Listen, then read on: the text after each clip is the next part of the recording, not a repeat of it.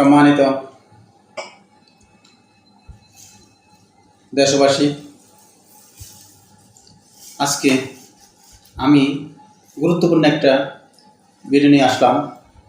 ভিডিওটা মূলত হচ্ছে যে আমাদের উপদেষ্টা মণ্ডলী আছেন, প্রধান উপদেষ্টা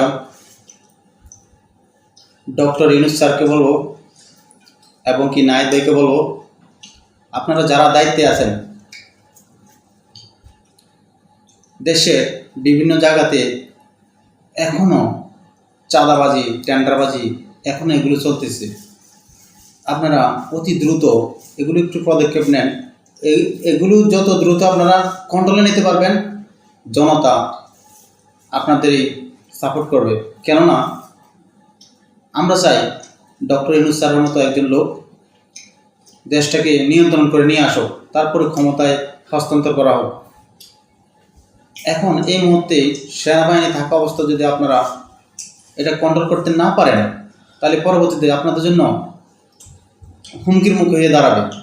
দেখেন চতুর্দিক দিয়ে যেভাবে আন্দোলন করে আপনাদের যেভাবে ক্যাপচার করতে চাইতেছে, ওইগুলো যাতে একত্রিত না হতে পারে লোকগুলো, আপনারা ওইরকম প্রসেসিং করেন।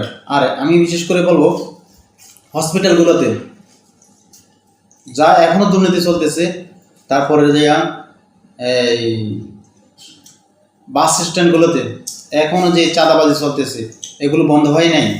আমি নায়েব ভাই এবং কি ডক্টর ইউনূস স্যারকে বলবো, আপনারা দ্রুত এটা একটা পদক্ষেপ নেন। এগুলো হচ্ছে আমাদের পয়েন্টের জায়গা। হসপিটালগুলো মানুষ, গরিব মানুষ আছে, এখানেও দালালিগুলো বন্ধ হচ্ছে না। ওদের চক্রগুলো এখনও প্রত্যেকটা হসপিটালে ভরে হয়ে গেছে। তাই আমি বলবো, আপনারা যতই শীঘ্রই পারেন এর একটা ব্যবস্থা করেন। বাংলার মানুষ তাকিয়েছে শুধু আপনাদের দিকে। এত কষ্ট করে ছাত্র জনতা স্বাধীন করে নিয়ে আসলো এই দেশ আবার নতুন করে। আপনারা যদি এটার মূল্যায়ন দিতে না পারেন, তাহলে তো মানুষের মনে কষ্ট থেকে যাবে।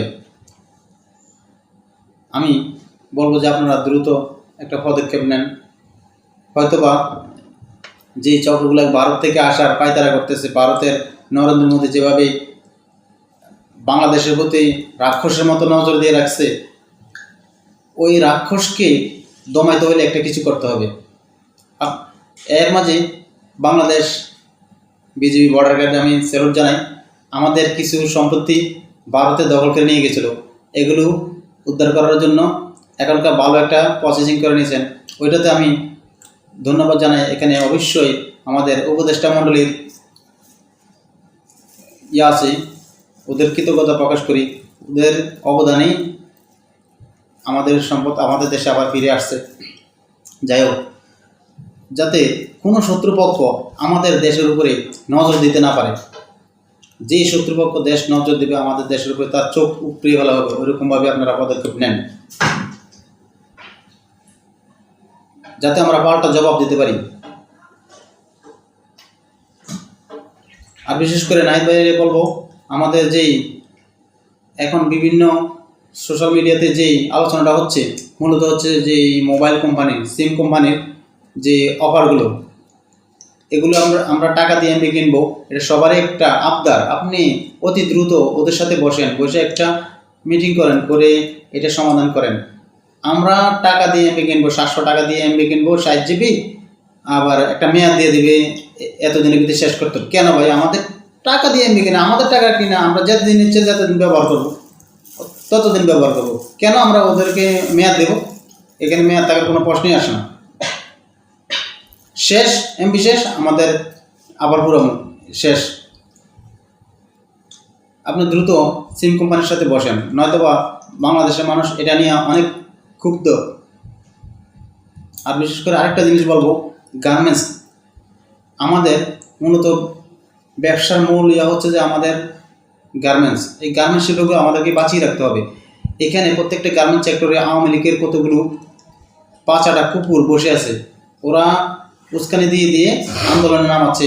এবং কি কিছু কিছু মালিক আছে, এই মালিকগুলো আওয়ামী লীগের দালাল।